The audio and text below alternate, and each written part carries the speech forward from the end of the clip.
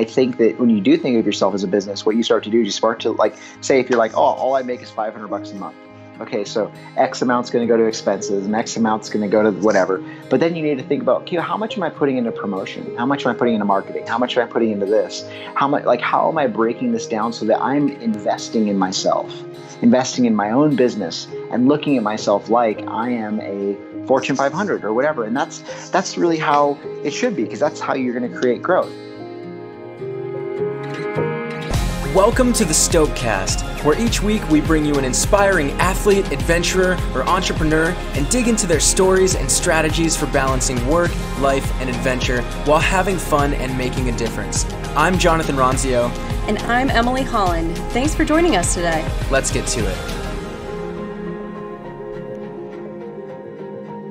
Have camera, will travel. Sound familiar? If you're one of the 3.1 million followers for Chris Burkard, then it should. Have camera, will travel has been like literally just his Instagram bio for forever. That's the first thing that I saw when I followed him, and he is just an incredible photographer, storyteller on social and elsewhere with documentaries now, with a children's book that I bought for my nephew. So cute. I know, it's amazing. What do you think was one of the biggest takeaways from our chat with Chris Burkard? Well, I felt like there's two big ones. One of the ones that I love is that he is just talking about investing in what you're trying to do. So there's two aspects of that. It was like investing literally your time and money into your career and becoming a better, more well-rounded, for his case, photographer, but just in general. And that can also mean like you need to fill the spaces, the empty spaces on your resume with things that will fill you out and make you like more marketable to people. So he talks a lot about that. It's very, it seems like common sense, but you need to like hear it from someone else to be like, yeah, I should actually like take that course or like spend money on a new camera so I can like take better photos or whatever it is. It's important. It is important. To be perfectly honest and like candid myself. Hit us with the truth. Yeah, you want it? So going back to the original, like Between the Peaks, which became like my foothold for everything I do in the adventure space. Yeah.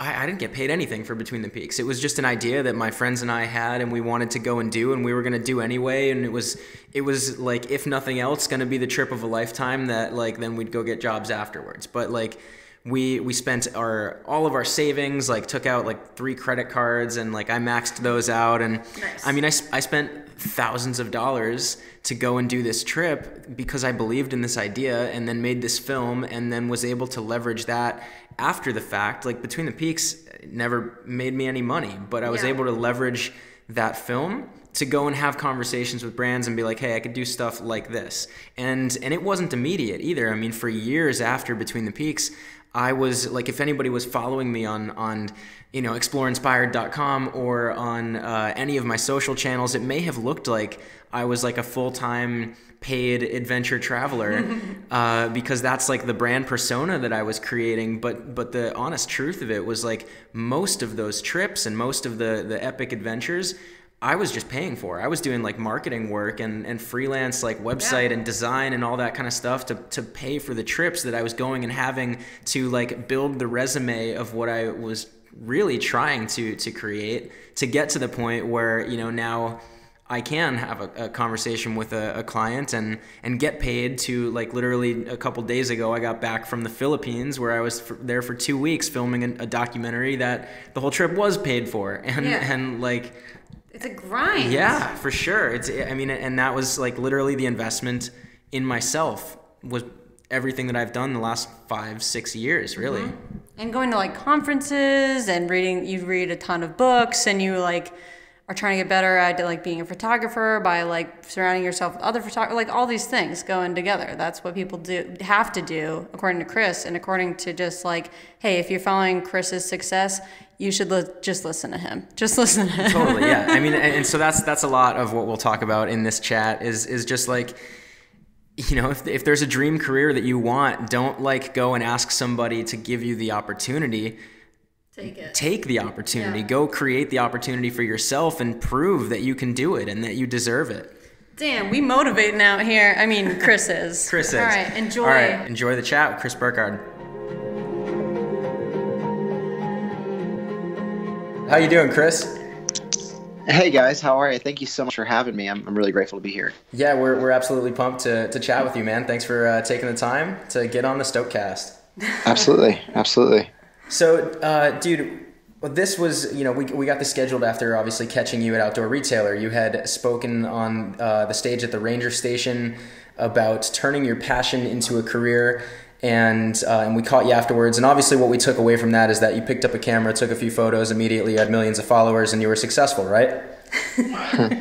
Yeah, I mean, if that's what you got from it, I'm super stoked. Yeah, I mean, I essentially, I was trying to kind of do my due diligence to just be as honest as possible with people and let them know that, there's absolutely no way to be an overnight success in any capacity, nor would you want that, because it would inhibit the opportunity for you to learn just what you're willing to go through to create a meaningful career, So I think, yeah, I felt like I was kind of the bearer of bad news up there, just like, it's going to be this and it's going to be, fire and brimstone and whatever. But I don't know, maybe it was a little different than all the other, 5 tips to become successful. I can't stand all that stuff. So, right. No. Well, I really appreciated the candid nature of the way that you were responding to the questions, because I mean, oftentimes we look at Instagram or all the people that we're inspired by and we're like, oh my gosh, wouldn't that be amazing to live that life? And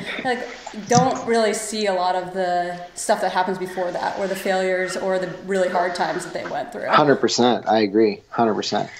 Yeah, so I think that brings us to one of our first questions, which is kind of a jump off from that, and a metaphor I think you used that resonated with Jonathan and I a lot, is the idea of quote unquote balance. You can't see it, but I'm quoting. Yeah. And I think one of the things you mentioned was the 4 burner metaphor, or the burners in general metaphor. And do you want to just give our listeners an idea of what that looks like? 100%. Yeah. I mean, first thing that's important is that, this is definitely it's not my analogy, nor is it my quote or anything. It's just something that, it's just something I read somewhere that really resonated with me. I forget what book it was in. It might've been in a book called Take the Stairs or something like that. But I just remember vividly kind of hearing about this concept of, if you were to kind of break down your life into 4 burners in terms of, like a stove, right? You have 2 that represent, or 1 that represents family, 1 that represents your, business, 1 that represents health, and the 1 that represents your friends. I mean, those are pretty much the 4 categories in which we usually break down our life. And what it said was, in order to be successful, you're going to have to turn off 1 of them. In order to be really successful, you're going to have to turn off 2 of them. And I just was like, wow, that's pretty heavy, and is also very true. And so I just have kind of realized, I thought about that a lot in my life, because I know that for me, I did have to turn off 1 of them. And I decided to turn off, I think, friendship really early on. I didn't go to college, didn't really have any of that experience. I decided to kind of pursue photography and make that my main focus. And so yeah, I just really resonated with me, and that was it's a harsh thing to kind of tell people, but I also think that there's a lot of truth there. Totally. So. Yeah, that spoke to me so much as well. I mean, I think for anybody who is passionately pursuing something that they love, and it's for you, for me, for many of us, it's climbing, it's travel, it's the outdoors, it's exploration, it's surfing, it's capturing those moments. And when that's what drives you, it's so hard to give the time to other things, to other burners, to balance, what else is on the stove, right? So you said you had to turn off friendship. Was there a second that suffered along the way? A second who? A second aspect of your life, whether it was health or family. Yeah, 100%. I would say that the secondary one, because I've never really wanted to give up, I've never really wanted to compromise my family or their time. So I think health has been another big one too, and I've more than anybody else, like I love to get out and be active and this and that. But there's the harsh reality is like, with the amount of time that I've spent traveling and being out on the road, like that's a real big thing that I've had to like kind of give up at times was the ability to have some amazing, like cool, like regiment, like, oh man, I'm going to go out and I'm going to ride my bike today, or I'm going to go climbing, or I'm going to do this. And just in general, having to like kind of give up a lot of the stuff that you maybe value in terms of like, I love surfing. Well, you're going to be working for the next 3 months in some remote part of the world. And that's something that you're going to have to give up because it's not going to happen,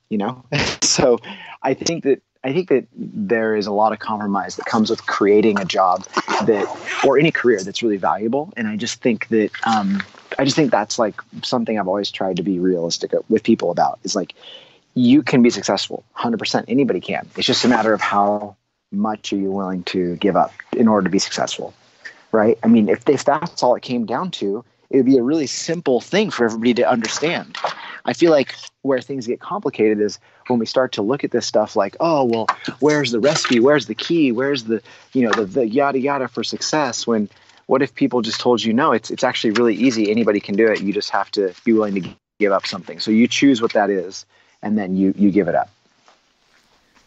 And so obviously you did make those sacrifices and you found success, which you're continuing to grow and build and strive for more. But now you have a family, right? You were just in Redwoods and you have this whole new part of your world with a wife and kids to balance. And is that still something that suffers as you pursue photography and travel, or have you found a pretty good?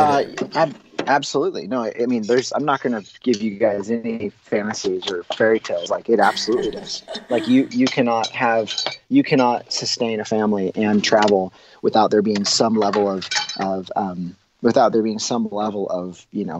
sort of hardship that it goes through. And I'll be the first one to tell you that, yeah, it's super challenging when you bring kids into the mix, and you bring a lot of these people who they look to you for not only their, for food and sustenance and the necessities of being a dad, but also just like to be there and be supportive and that stuff. And that's a harsh truth, I think, too. And it's something that it can be very challenging, but also can be very worth it. Like I also really value the fact that I can go and teach my kids and take them to these amazing places. And I've been able to meet really incredible people through my career. Like, I was able to take my kids to Pixar the other day and show them the studio because I've shown films there and I know people there, and that's so cool. And being able to just introduce them to so much stuff. So there's tons of value that comes from it, but it's just a matter of like kind of having to like pick your battles, and what I realized is that there is really effective ways in which you can kind of make some of that a lot easier on yourself. Like, for example, the idea that, oh man, you're going to be, gone for 3 weeks and you're going to try and like figure out, how to talk to your wife or talk to your kids or whatever. The whole time you're gone, it might not be realistic. And so we often resort to like texting. And the thing about texting that I've found, and this is just like a tip for anybody that wants to like, maybe consider how they can, make their relationship a little easier on the road, is that when you do that, you're kind of enacting this unnatural way of communicating. And I think that doesn't really like translate into like honest and good communication. So I've kind of realized or had to try in my life to just not text as much, find time to take a call. It's required me to like get a sat phone. It's required me to like do certain things that maybe have costed a bit more money. But that has created a lot of value in my relationship because I take the time to let them know where I am. The biggest thing is if you come back from a trip, your family, your kids don't know where you are or didn't know where you've been. I mean, granted, they're going to know where you were, but if they don't know what you've been up to, then you've kind of already lost. Like they weren't involved. So I try to make sure that my family feels involved from the step one, you know? Yeah, I love that. And that kind of goes into another question I had, which is a lot of times we have partners in situations like this, or for you, you have kids too now. But from the beginning, having that clear communication with your partner, especially if they have not chosen the same lifestyle as you, must be challenging. So was that always the case, or did you learn some hard lessons in the beginning with your wife now? I think I got lucky because I've been with my wife since I was in high school, and we've known each other for a really long time. She knew what she was getting into with you. There's any other... Yeah, but she also supported me in that early on. It's really different when you're like, hey, I'm going to go out and I'm going to go to Yosemite this weekend and go shoot photographs. And, hopefully I'll you're like, this is a work trip, and you put parentheses around it, but the reality is you don't know if you're going to generate anything good. There's years where I've been a freelance photographer where I'm going out, spending my own money to go shoot something that I hope in some way could generate income for me. Like, I don't know if that's a reality. I don't know if that's a real thing that's going to happen. I can hope that it will. I can think that it will. I can do whatever I want. But the reality is, like, you need somebody who is going to understand. And also you need to be honest with yourself. Like, is this a situation, or is this an opportunity that's good, that's worthwhile? And I think that's one of the big things is that you don't, I think nowadays we all have a lot of really good opportunities. It's a matter of like, which ones are the best?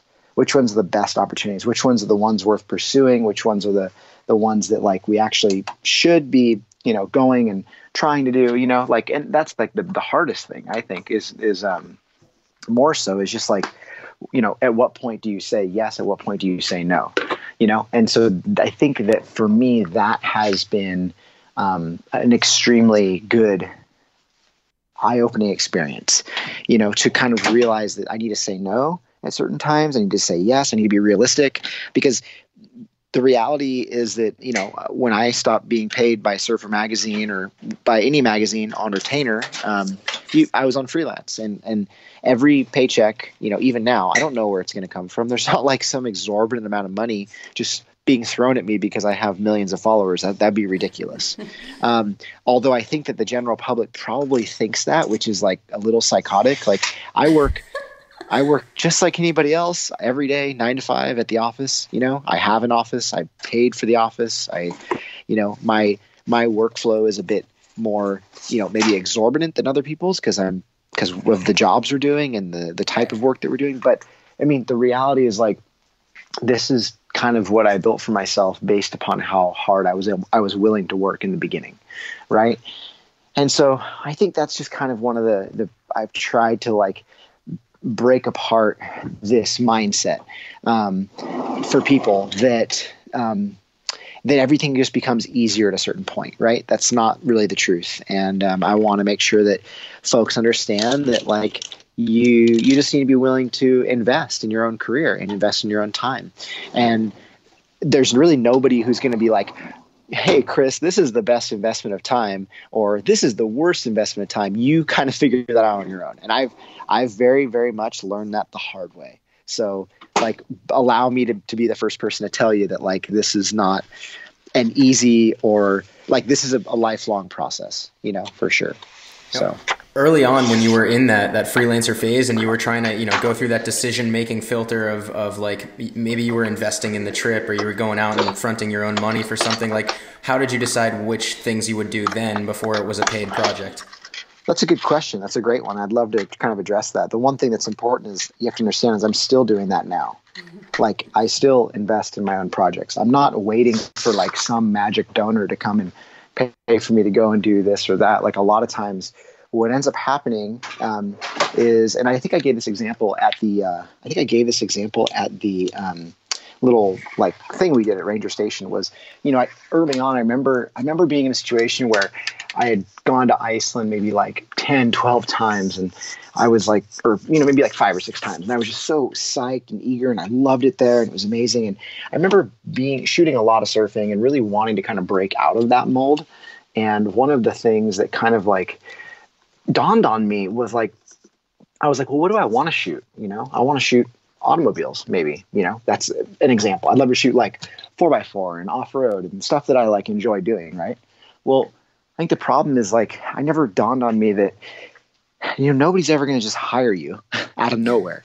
It just doesn't happen. It's not a reality. So what would I have to do then? I would have to kind of create a portfolio and prove that I can shoot it so that when the opportunity arises, people will be willing to do it. I think it's the same thing as you guys for like a podcast. Like, I don't think that before you reached out to me, you're like, hey, we're going to ask Chris to do this on our first podcast. No, you guys created a handful and, you thought they were really good and you felt more confident. You put that out there. So the similar thing for myself in the fact that I spent extra money on that trip and I created a portfolio of work that was basically based around like, driving in Iceland, like automobile photographs and just stuff that I was kind of like excited about. I spent like $6,000 because I rented a Land Rover Defender and I created this body of work from there that I kind of felt proud to put out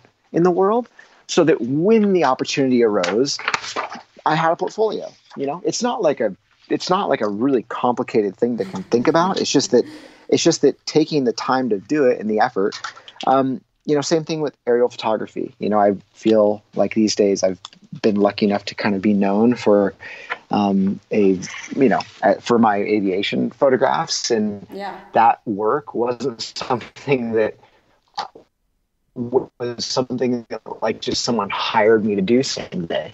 That was work that I create and like really put myself in the situation to pay for all that. I mean, that's what I did, I would, and I still do that. I go to Hawaii, I paid for, the flights to go fly my family and myself around the island. And, nowadays that work has a place to potentially generate some income. But what I'm trying to get at is that if you want to go out and you want to shoot motocross or surfing or whatever, you need to invest the time and the money to go out and create a portfolio. Because if you ever want to do it besides just for the fact of personally going out and creating that work because it feels good and you might want to be hired for it, then you need to generate a portfolio that you are proud to put in front of people and that you think could garner you some work.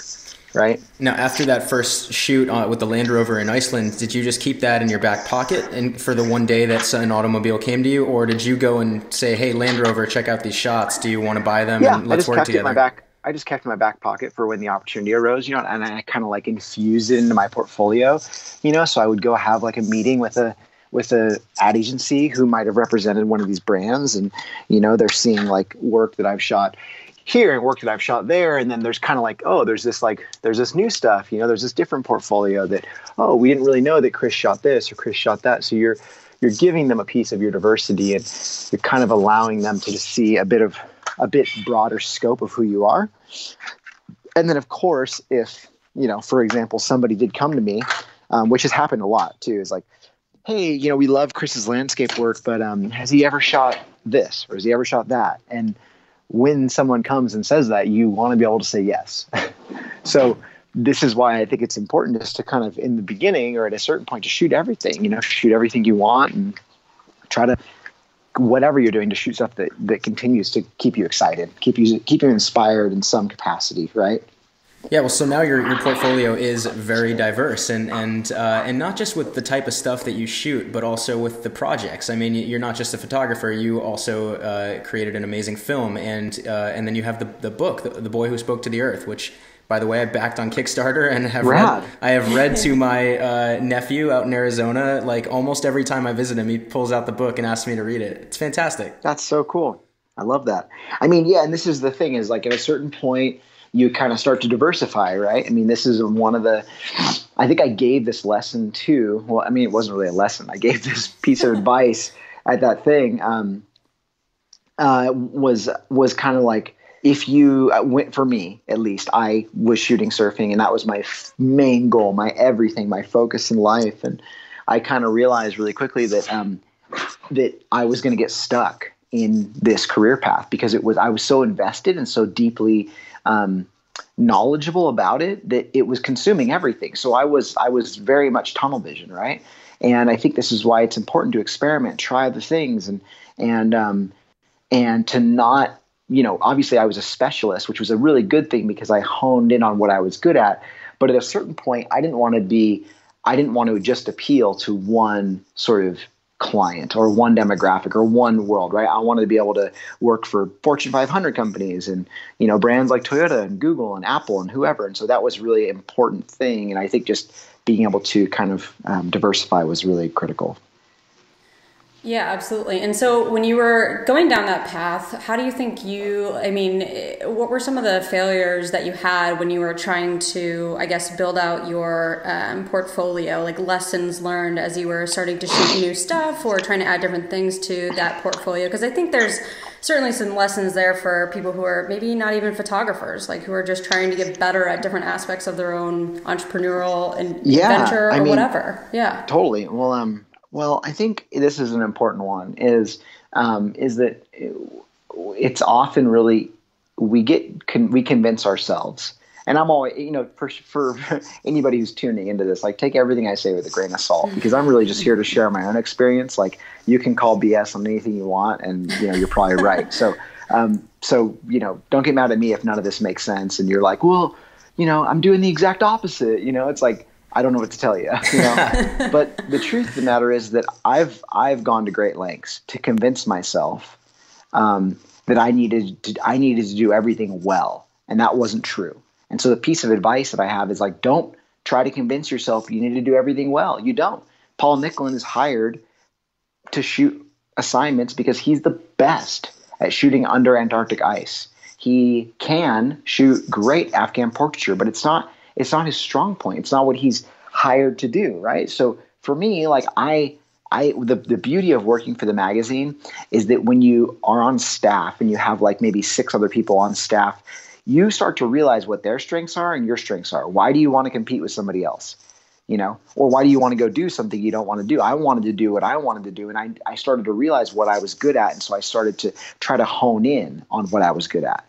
And I think that gave me a lot of opportunity. And so I would say the biggest thing is just learning to be a specialist in something, learning to be the best you can, because that's why you're hired by clients, because you're the best. They don't say, oh, well, so-and-so can do this pretty good, but he can also do all this other stuff. No, they want you because you're the best. And that's really what makes you stand out. So doesn't mean you can't try new things, doesn't mean you can't expand your portfolio. But for me, I knew that I was really good at planning large scale expeditions. I was good at these longer form articles. I could really infuse the human into the landscape and shoot more of a timeless aesthetic. My work was kind of meant to be more something that would, I think, appeal to a larger audience group and be these more retrospective pieces, for example. I'm just thinking about through the editorial process. Mm-hmm. Yeah. So I don't know. That's a piece of advice. I don't know if it makes sense or not, but hopefully it does. It totally does. I think one of the quotes I pulled out from an article that I read about you before this interview is, it's nothing, earth-shattering, but I'm still hustling. It's a perpetual mindset. And so I think that speaks to that to a certain degree, because often people are saying, well, I want to move up, even if it's in a 9-to-5, I want to move up to a managerial role, or I want to be a better photographer of X, or I want whatever it is. But they never, even though it seems very common sense to be like, oh, I'm not good at that thing, I should probably, take some courses or, build up my portfolio in that other space. People don't seem to think of it that way. Right. Well, they don't think of themselves as a business. Right. And I think that when you do think of yourself as a business, what you start to do is you start to say, if you're like, oh, all I make is $500 a month.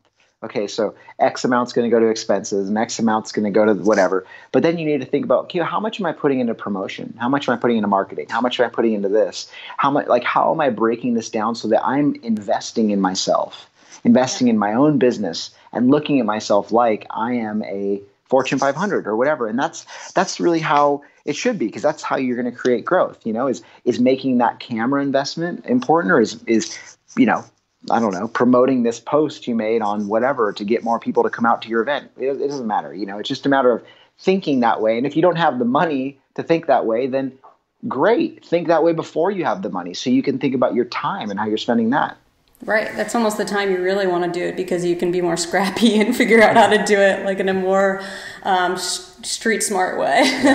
Yeah. Yeah. So how important do you think it's been for you to, like, you've built a personal brand, a brand of Chris Burkard, it's Chris Burkard Studios. Like, how important has it been to tie that to your name and yourself than to create some, faux brand entity? Name?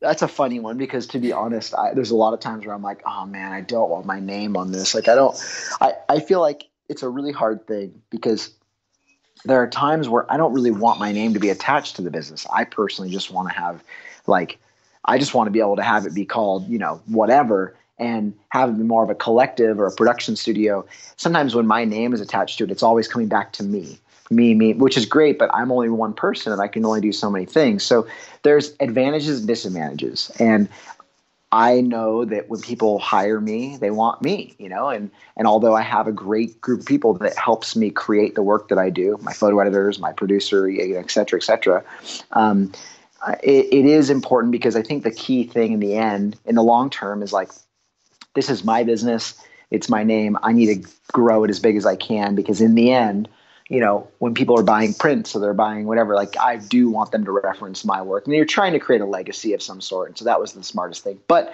it's really challenging. I'm not going to lie to you. That's not something I have a perfect answer on.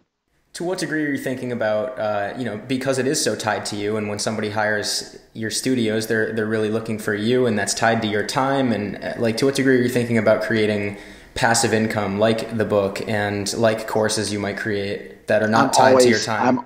I'm always thinking about passive income. I mean, if there's one thing that I am consistently considering, it's how to generate more passive income. And I think everybody should really be thinking about the same. I mean, the reality is that I've broken my income down into about 5 to 6 revenue streams.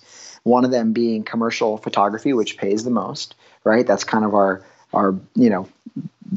big and huge, monster of income that I think works for us. The next thing would be, image licensing, which is where, we go shoot something and then a brand comes back and licenses it later. And then there's editorial work for magazines or this or that.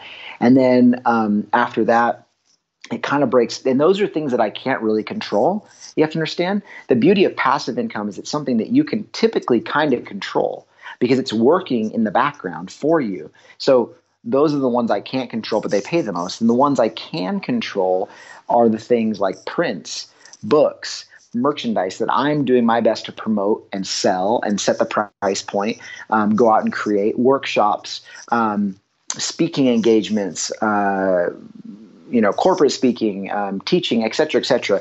And then the very, very last thing that I do, this is like, in terms of highest paid to lowest paid, is probably social media engagement. Like, I don't try to generate like a living off of social media at all, nor would I ever want to. Like, it doesn't seem like something that's very fulfilling. And although I could hawk gear all day and make money from it, it's just not something that I want to do. But the beauty of all that is it's important to stay active in each, mainly because if, God forbid, there's a crazy recession, right? I want to be able to kind of make my business recession proof and allow myself to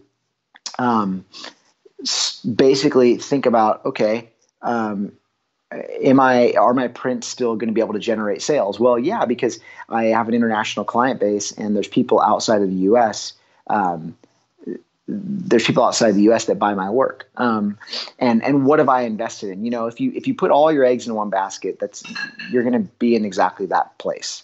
That's really dangerous to be in, right?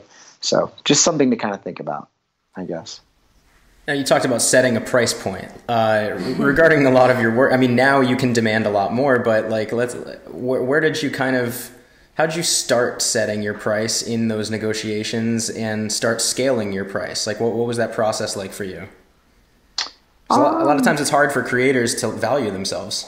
Well, that's a really challenging thing. And I'll tell you one thing, I never ever got really a raise or paid what I was worth from anybody that I ever worked with until somebody else offered me more. Meaning, like, I remember working for, I won't name who, but I was on retainer and making, X amount a month with X amount of travel. And until I came to them, I worked for years. And until I came to them and said, oh, well, so-and-so is going to pay me this much, they wouldn't give me a raise. And that's just something that is a reality. And so you have to kind of understand, what is your worth? What is your value? And how do you kind of inspire those whom you're working with or working for to be willing to pay that, right? That's the biggest challenge. And I think my rates in the beginning, they were really based upon the industry I was working in. So they were based upon the surf industry. And I was just basically, trying to kind of talk to other people, talk to other photographers.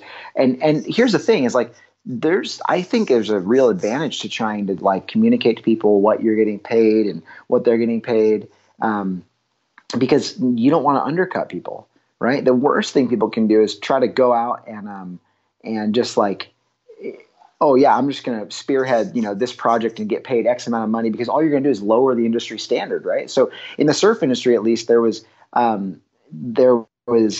a lot of, like, back and forth of, like, good, clean communication with a handful of people that I really loved. And so my rates kind of were born there. And then as I started to branch out into bigger and bigger circulation pools and or commercial audiences, I realized, okay, well, you can't charge, Adidas the same as you charge, like, Quicksilver, right? Or something like that, because it's a different market. They have more money, yada, yada, yada. And I tried my best to try and spearhead that in the beginning by myself. But to be honest, it was really helpful to find somebody who really understood and really knew. And getting an agent, maybe 6 years into my career, was a really helpful thing. But the reality is, like, you don't need an agent until you're really, really busy doing this stuff all the time, where you can't go out and do the research yourself, right? The one thing that I've tried to offer other photographers as sort of a piece of advice is this.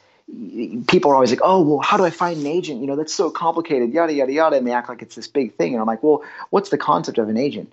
And the reality is, well, they're just there to kind of be a shield for you so that you can be the fun, creative, awesome person that you want to be, right? You don't want to be the person who's following up in 3 months trying to get paid after you had the creative call. Like, that's not fun. Nobody wants to be in that position. So understand that, like, and this is bad advice. So just understand, I'm telling you this beforehand. So you can't come to me and be like, well, Chris Burkard said to do this, so this is bad advice. But if you can't find an agent, doesn't make sense, you don't want to pay that person some dividend, whatever, then just have a friend of yours operate in that way for you. Because all you're really there to do is be like, okay, cool, so-and-so, awesome. Like, I'm, super interested in this job. Thanks so much for reaching out, yada, yada, yada. Okay, I'm going to pass you over to, so-and-so to kind of discuss rates and da-da-da-da-da. I'm breezing through this really quickly. This is not how the email should sound. But ultimately, that person can go on there and be like, oh, well, so-and-so's done this, and this is what they've been paid for this, and what's your budget? And they can really speak clearly and plainly about that, and not be as emotionally tied up and as creatively tied up in it as you are. Does that make sense? Like, and I've seen people even do it where it's the same person, it's just them on another email, right? Oh, wow, that's a nice one. I like that. Yeah, I've heard about that. Someone pretending to be their mom.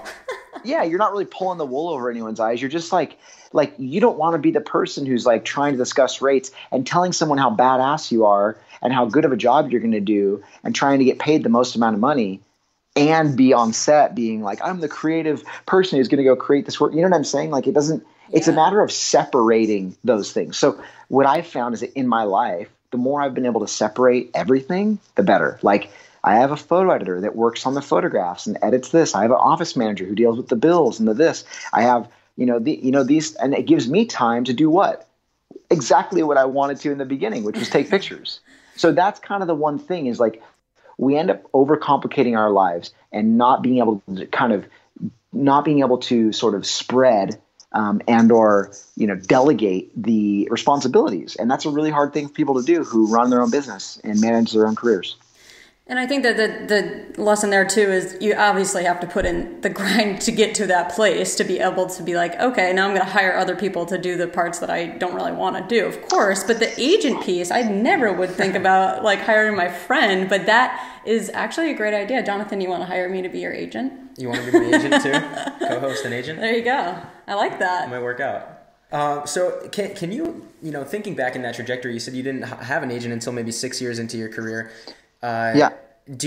Along that line, I like to kind of think of it whenever you see somebody who's, successful from by all appearances, there's that point where like the hockey stick starts to curve up, right? You're following that like trajectory and then it just turns. Like, can you think of the moment or a couple defining moments of when that curve started to really go exponentially up for you?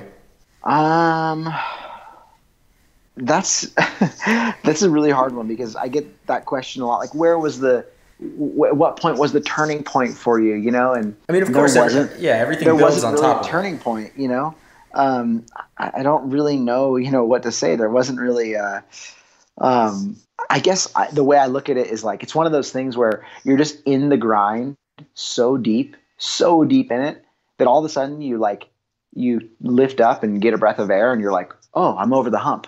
Oh, wow, things aren't as stressful. Like, that's the thing, is that there was years and years and years of time where nothing was really like making a lot of sense. Like I was just working to work. Right. And, but the thing is, I loved what I was doing. I didn't want to be doing anything else. And even though it was work and even though it was this, and even though, like I had said, I had kind of had to let go of some of my relationships and had kind of like, friends were calling to do this and that, and I was not going and doing this or that. It was challenging, but like I also knew that I was kind of on the helm or on the heels of something really great. And I kind of felt like at the point that I sort of got on staff for a magazine and like I got a retainer where like all of a sudden I had this little bit of money, and I think it started as like $500 a month or something and worked its way up to a couple thousand. I was like, oh my gosh, like I have like a responsibility, like somebody, and the things that like really helped along the way were like winning small awards and receiving some validation for your work. And I think that those were like little glimpses, tiny glimpses along the way. Nowadays, it's the opposite. Photographers come into this world thinking that the first thing they need to do is start a social media account, and only through the validation they receive is this career worthwhile.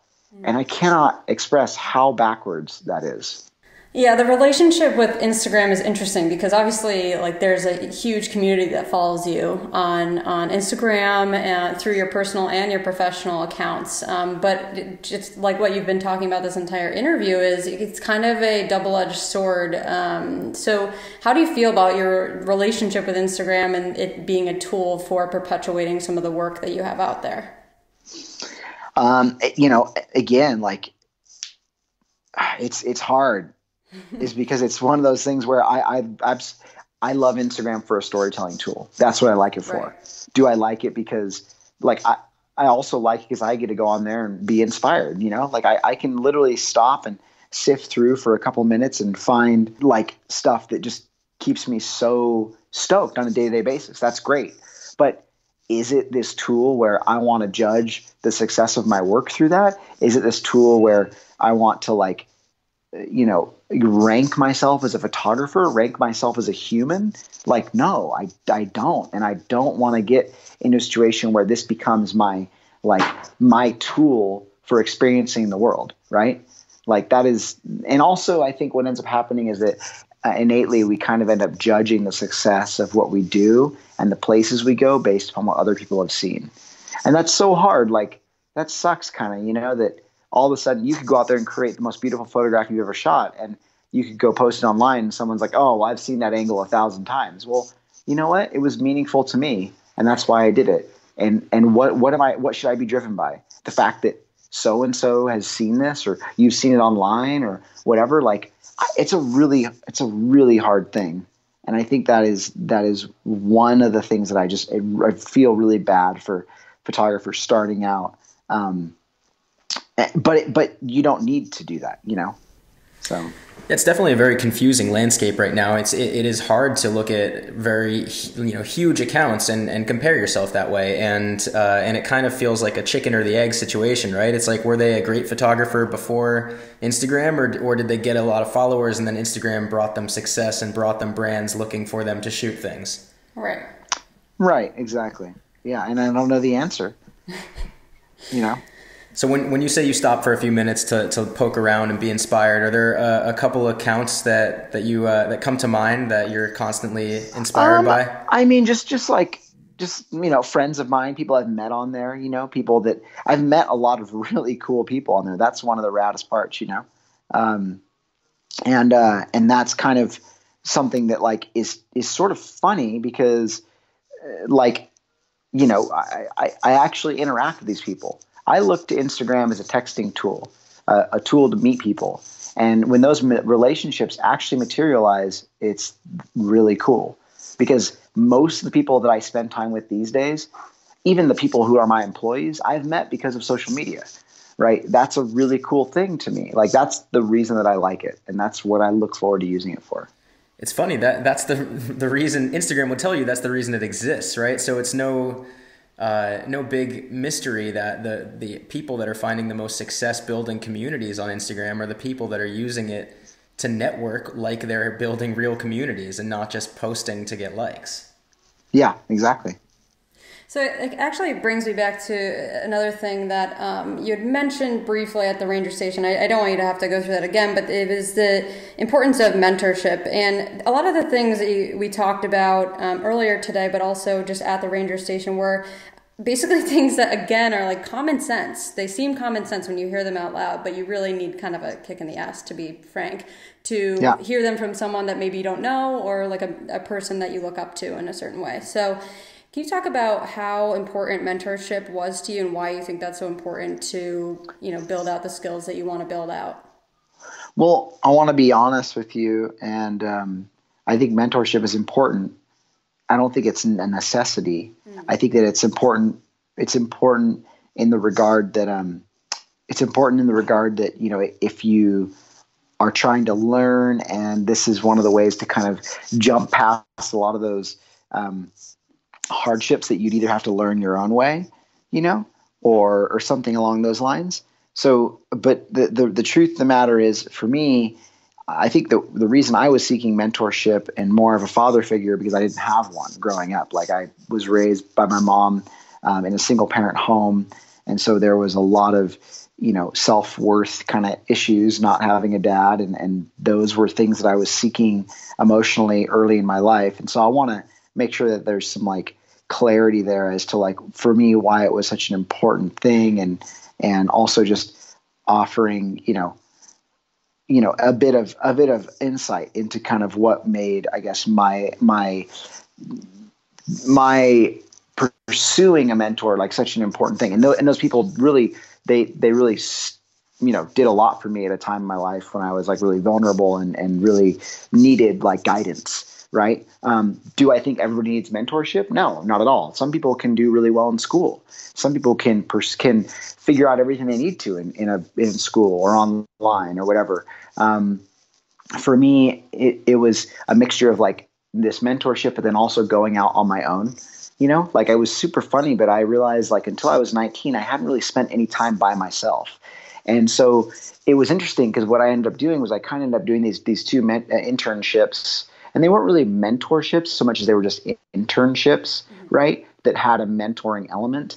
And a part of that mentorship was kind of them making me feel comfortable going out on my own and taking photographs. That's exactly what I did. I mean, I spent months in the Utah desert just wandering out at night, getting stuck, breaking down in my car, going and shooting photos. And there was never a single person who was like, Chris, set up your camera like this, put it on the tripod like this. This is how you do it. It was mainly about being around those people and understanding, even just through like a second degree of sponging, off of them, what a confident, successful photographer looked like. And I felt like, okay, I can do this too. I feel like all the technical stuff I learned on my own. That's super easy. In fact, it irritates me when people like don't utilize literally the power they have at their fingertips. Like, you want to learn how to shoot night photography, Google it. You want to learn how to use your camera, read the manual. You want to learn how to you want to learn how to do image stacking, do it. That's not what photographers need. They often need a pat on the back and a little bit of guidance and a little bit of, and a lot of criticism. And the sad thing I see is there's a lot of artists who never fully develop because they don't know how to handle criticism well. And to be honest, that's like 99.9% of people that I see in any creative industry, right? They're the most sensitive people you've ever met in your life, and they don't know how to like merge. And that's why people end up working for someone else forever, because going out on your own is a very harsh environment. And it's just not built for everybody, I think, if you can't take that feedback that the world is going to offer you. So, Chris, I've got two questions to just wrap this up here. I know we want to be conscious of your time. We ask everybody at the end of every interview, what does stoke mean to you? And then just what are you most stoked about right now? Stoke is something that one of the terms I've probably used most in my life. And I would say that if anything, it's just the ability to work and live and exist in a way where the glass is always half full, and you're looking at life in a way that, although it might be hard and it might be grueling, like, you have to embrace some sort of excitement for whatever comes your way. Like, have you ever just thought about the next challenge that's coming your way and just like smiled about it and like created a positive like mantra or a positive energy around it, as opposed to some looming negativity? Like, to me, that's stoked. And that's something that we can live by. It's an actual adjective, it's an action word. And so to put that into practice means that we need to kind of, go against the grain, be a bearer of light, be somebody who like uplifts somebody else. I don't care if this is a religious perspective or if this is just your personal perspective or whatever, but to be able to be somebody who lifts up other people is, to me, like the best thing you could ever do. And that doesn't necessarily mean you need to hold a camera to do it. Well, every time we ask that question, I just look at Jonathan and I just smile. Like, I keep getting all these amazing answers. It's different every time, lovely. And it's amazing every time. That was fantastic. So what are you most stoked about right now? What's just like bringing you that level of excitement in your life? Honestly, lately I've just been riding my bike a lot, and that's been fun. It kind of got too hot for climbing season, so I've just been like spending hours and hours on the saddle riding and trying to enjoy like getting out. And it's always hard. It's always hard because working so much, you get these moments at home, moments not. And I feel like for me, I love being able to be home for this period of time and get into something, and just like, it just gets me so excited. It gets me something to look forward to. I love setting little goals, the tiniest ones, because that just gets me stoked. So I'm going to go ride Mount Whitney to Death Valley, or Death Valley to Mount Whitney on Friday, and that should be fun. Awesome. Hell yeah. Well, that is rad. Thanks so much for joining us, Chris. We will put all of your links to everything in the show notes, but I recommend everyone follow you, obviously, on Instagram, even though we had kind of an interesting conversation about that. Do you hang out elsewhere on social, or is Instagram your thing? Facebook we use a lot, and honestly, like, I feel like, Snapchat's kind of dead, but Instagram is just like one of the best ways. And honestly, like in person, like if anybody's ever in Pismo Beach, come by the gallery. Like I like to just meet people and hang out and catch up and stuff like that. Yeah. Awesome. And obviously your website where they can buy some of those prints as well. Yeah, exactly. Or a book. I'd love to sign a book for someone for sure. Awesome. Well, thanks so much, Chris, for joining us today. Yeah, absolutely. Absolutely. Thank you guys so much. I really appreciate the time, and I'm stoked to stoked to make it happen. For sure, man. It's been awesome, and I will be sure to take you up on that. I'll bring my nephew and the boy who spoke to the earth to your gallery one of these days. Yeah, please. That'd be awesome. I'd really dig that. All right, man. Well, have a great time with that ride, and we'll catch you soon. For sure, you guys. I'll stay cold. See you soon. All right, see ya. All right, bye.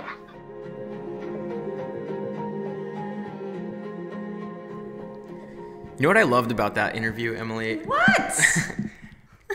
Chris is not only an inspirational guy with an inspirational story, but he's just real. Yeah. Everything like he doesn't sugarcoat anything. Everything he talks about is just like in your face. Like, do you have what it takes to make it? Here's what you need to know. And he's like, and he's like motivational, but also like, this isn't for everybody, and that is the real deal.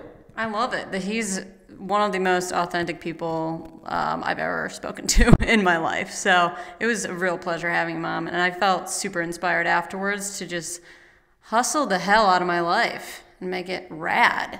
What are you gonna do? Oh, that was a lot. You put me on the spot. Putting you on the spot. I just signed up for a digital marketing certification right after. It was right after. Definitely wasn't a couple weeks after. Definitely not. So I'm pretty psyched about that. It's all online, and I'm going to get some more skills. That's great. I do appreciate your initiative in the marketing realm. What are you going to do, man? What am I going to do? Yeah. Oh, man, Are you inspired or what? I'm always inspired. You're exploring. I'm exploring inspired. Yeah, no, I am in the middle of planning my next big expedition, which I won't go into detail yet. Oh, but that is such a cop-out. No, I can't get into it right now. Stokecast listeners, you will have to just keep listening. So to that point, if you are enjoying these interviews and continuing to listen to us, please go into iTunes and leave us a review. They really, really help. We appreciate it. Maybe we'll read it in a future episode and give you a little shout out if you leave your social handle in a review. And also go to thestokecast.com or exploreinspired.com/stokecast, and you can find all of the past episodes, the show notes from this episode, and make sure you subscribe wherever you listen to podcasts, and go leave a review. Do it now. Do it right now. Be inspired to do it now. All right, cool. And be sure to follow Chris if you don't already at Chris Burkard on Instagram and chrisburkard.com. He does workshops. He sells prints. He makes movies. He has just incredible photos and stories from traveling the world that are worth checking out. Hope you enjoyed this episode. We love you. Bye. Thanks so much for tuning in. I'm Emily Holland. And I'm Jonathan Ronzio. We'll catch you next week with another episode of the Stokecast.